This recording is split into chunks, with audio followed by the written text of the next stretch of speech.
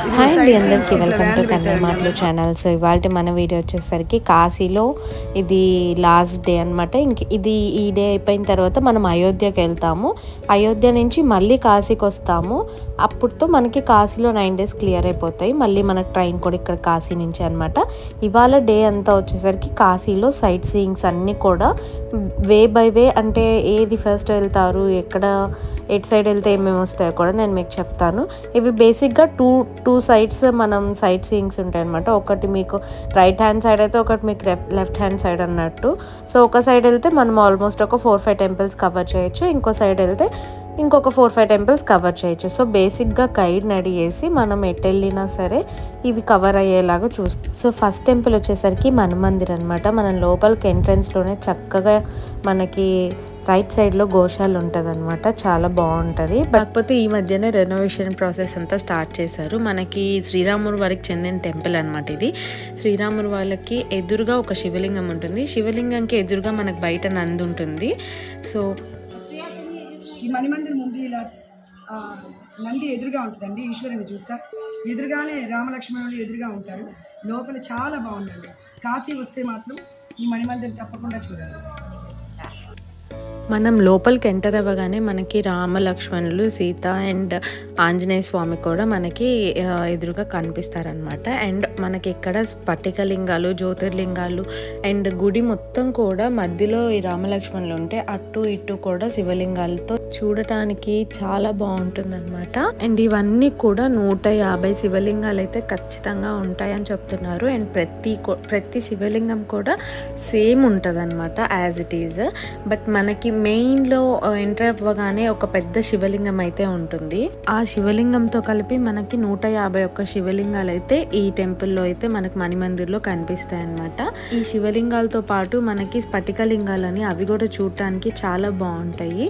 And మనకి ఈ గుడిలో ఇంకా మిగతా దేవతామూర్తులందరూ కూడా కనిపిస్తారు. వాళ్ళందరినీ కూడా అందరూ పాలరాతితో అలా ఉంటారనమాట. చూడటానికి మనకి చాలా నేత్రానందంగా అయితే ఉంటుందన్నమాట. సో తప్పకుండా మీరు కానీ కాశీ వెళ్ళినట్టయితే ఈ ప్లేస్ కనుక మీ విష్ లిస్ట్లో పెట్టేసుకోండి. ఎందుకంటే ఎవరైనా సరే చూడాల్సిన ప్లేస్ అనమాట. అందరికీ చాలా బాగా నచ్చుతుంది. కాకపోతే ఇప్పుడు కొంచెం రెనోవేషన్లో ఉంది. బట్ మనం లోపల అసలు ఎటువంటి డిస్టర్బెన్స్ అనిపించదు అనమాట. కొంచెం చిన్నగా రెనోవేట్ చేస్తున్నారు వాళ్ళు. అలా అక్కడే బయట పక్క మనకి ఆశ్రమం కూడా ఉంటుంది అనమాట. అండ్ అక్కడి నుంచి కొంచెం ముందుకు వస్తే మనకి కరెక్ట్గా ఇక్కడ అభిషేకం చేయొచ్చు. అండ్ ఇక్కడ ఒక తులసమ్మ కూడా ఉంటారు అనమాట. అక్కడ ప్రతి ఒక్కరు దీపం వెలిగించుకుంటారు. సో అక్కడ అభిషేకం చేసి ఇక్కడ దీపం వెలిగించే చాలా మంచిది అనమాట.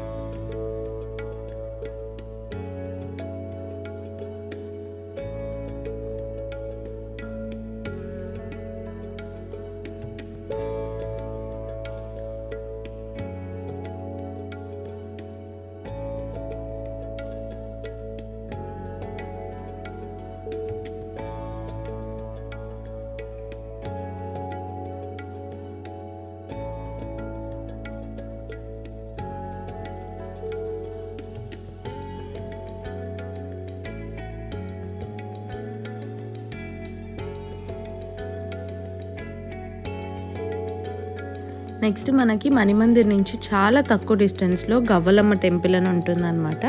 అండ్ ఈ టెంపుల్ని చాలా పేర్లతో పిలుస్తూ ఉంటారు. కౌల్యమాత టెంపుల్ అని కూడా అంటారనమాట. సో ఈ టెంపుల్ కూడా one of the major places అనమాట. సో ఇది కూడా తప్పకుండా చూడండి, ఎందుకంటే మణిమందిర్ ఇది చాలా దగ్గరలో ఉంటుంది. జస్ట్ ఒక 300 to 400 మీటర్స్ ఉంటుంది అంతే. సో తప్పకుండా విజిట్ చేయండి. అండ్ ఇక్కడ మనకి చిన్న చిన్న షాపింగ్స్ లేదా ఎవరైనా దేవుడి బొమ్మలు అలాంటివి కొనుక్కోవాలన్నా కానీ ఇక్కడ మనకు కొంచెం షాపింగ్ అంతా ఉంటుంది. ఎప్పుడైనా టూర్కి వచ్చేటప్పుడు ఇది చూసారు, వీళ్ళందరూ బ్లూ క్యాప్లు పెట్టుకున్నారు. మారిపోకుండా ఉండటానికి అట్లా క్యాప్ సిస్టమ్ పెట్టారు. ఇది కూడా బాగుంది తెలుగుగా. మనకి టెంపుల్ ఎంట్రన్స్లో ఇక్కడ గవ్వలు అండ్ ఒక జాకెట్ ముక్క కూడా ఇస్తారనమాట. లోపల పూజ చేసి మనకు ఒక గవ్వ మళ్ళీ రిటర్న్ ఇస్తారు. మనం దాన్ని పూజా మందిరంలో అయితే పెట్టేసుకోవచ్చు అన్నమాట. గవ్వలమ్మ తల్లి పైన ఉంది, ఇదిగోండి లైన్.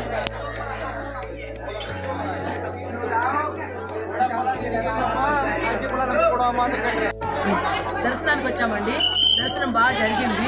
అమ్మవారు చాలా బాగున్నారండి, చాలా అలంకరణగా. మనము గవ్వలు పసుపు పెట్టామనుకోండి, అవి ఆమె మీద పెట్టి మనకు ఒక గవ్వ ఇస్తారు, లక్ష్మీ గవ్వ. ఆ లక్ష్మీ గవ్వ పెట్టుకుంటే మనకు అన్ని మంచి జరుగుతుందండి. నాకు అది నిదర్శనం. నేను కొన్నిసారి వచ్చినప్పుడు కూడా ఆ గవ్వ ఇస్తే నాకు చాలా బాగుందండి. ఎవరైనా సరే రాదలుచుకుంటే కాశీకి వచ్చిన వాళ్ళందరూ గవ్వలమ్మను కూడా దర్శించుకోండి. గవ్వలమ్మ తల్లి స్వామివారికి చెల్లెలు అవుతుంది. చెల్లెలు గవ్వలమ్మ తల్లి స్వామివారి చెల్లెలు ఇక్కడ ఆమె నిలబడింది ఆమె. నెక్స్ట్ మనం గవ్వలమ్మ టెంపుల్ నుంచి దుర్గా టెంపుల్కి అయితే వచ్చేసామన్నమాట. అండ్ ఇక్కడ కూడా బయట మనకి ఫ్లవర్స్ ఇవన్నీ అమ్ముతూ ఉంటారు. సో ఇవి చక్కగా తీసుకొని మనం లోపల ఇవ్వచ్చు, ఎందుకంటే ఇవి యాక్సెప్ట్ చేస్తారు వాళ్ళు లోపల. అండ్ ఇక్కడ ఈ ఫ్లవర్ ఇచ్చే వాళ్ళకు కూడా హ్యాండ్ వాష్ చేసి ఇస్తారనమాట. ఎందుకంటే అక్కడ మనం ఆల్రెడీ తీర్థం తీసుకొని ఆ చెయ్యి కానీ వాళ్ళు అక్కడ నీట్ గా మన హ్యాండ్ కూడా జస్ట్ అలా వాటర్ స్ప్రింకిల్ చేసి ఇస్తున్నారు. నవదుర్గలు ఉన్నాయండి, వాటిలో ఒక అమ్మవారు. కాశీలో మనకి ఫేమస్ అయిన వాటి అమ్మవారి టెంపుల్స్లో నవదుర్గ అమ్మవారి టెంపుల్ కూడా ఒక టెంపుల్ అనమాట.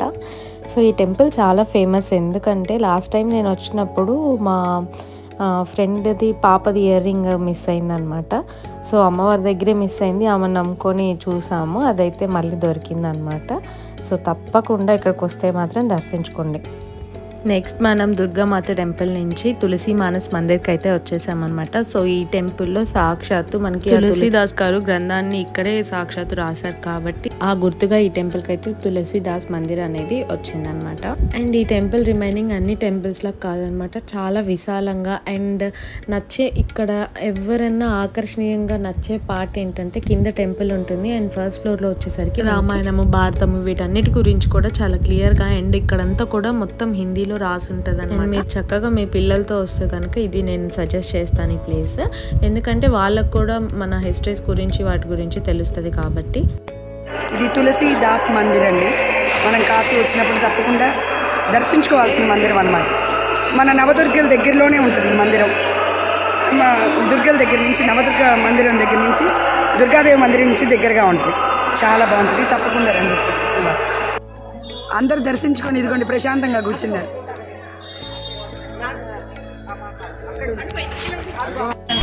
మనం కాశీ వస్తే తప్పకుండా చూడాల్సిన గుడుల్లో ఈ సంకటం వచ్చిన హనుమాన్ ఒకటి. చాలా పవర్ఫుల్ దేవుడు, మన సంకటాలన్నీ తీర్చే దేవుడు అనమాట. అందుకని తప్పగా అడ్రస్ కనుక్కొని ఈ సంకటం వచ్చిన హనుమాన్కి తప్పకుండా వచ్చి దర్శించుకోండి. ఇక్కడికి వచ్చేటప్పుడు ఫోన్స్ ఎలా ఉండవు, బయట లాకర్ ఉంటుంది, వాటిలో పెట్టేసుకొని వెళ్ళిపోవచ్చు, ఇబ్బంది ఏమి ఉండదు. స్వామివారు కూడా చాలా పవర్ఫుల్. వచ్చిన ప్రతి ఒక్కరు ఇక్కడ మాత్రం తప్పకుండా చూడండి. జై హనుమాన్. సంకటం వచ్చిన హనుమాన్ గుడి అండి. మనం ఇప్పుడు వెళ్తున్నాం ఇంకో గుడికి. హనుమంతులు వారు అనమాట.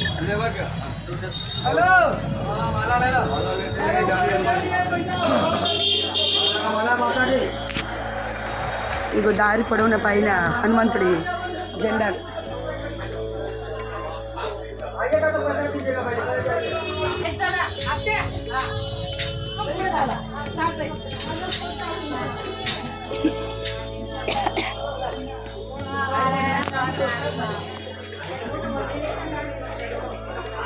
మన మెయిన్ రోడ్ నుంచి కొంచెం లోపలికి నడవాలండి.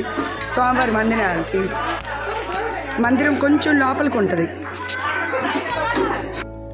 మనకి హనుమాన్ టెంపుల్లో అయితే ఫోన్ లోపలికి ఎలా ఉండదు అనమాట. దర్శనం అయితే చాలా బాగా జరిగింది. అండ్ అక్కడ నుంచి మనం బిర్లా మందిర్కి వెళ్దాము. ఇది బెనారస్ యూనివర్సిటీ అండి. దీని లోపల స్వామివారి టెంపుల్ ఉంది, బిర్లా మందిర్. ఇది బెనారస్ యూనివర్సిటీ అండి. ఇది యూనివర్సిటీలోనే బిర్లా మందిర్ టెంపుల్ ఉంది ఈశ్వరుడు. ఆ టెంపుల్ చుట్టానికి వచ్చామన్నమాట. ఈ బెనారస్ యూనివర్సిటీ 500 ఎకరాల్లో ఉందని విన్నాను నేను, అంత విస్తీర్ణంలో.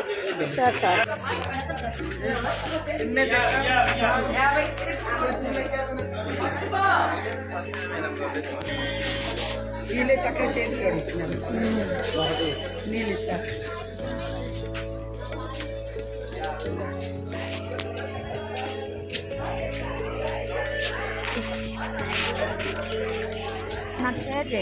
చేస్తా. ఓ మామిడికాయలు చూడు ఎంతలా ఉండండి.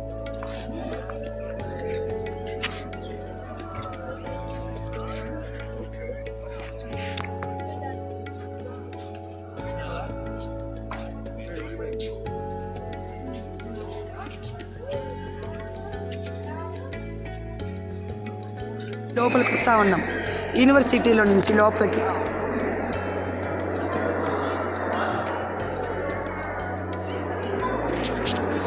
అది లోపల ఉందండి, లోపల ఈశ్వరుడి గుడి తీయకూడదు.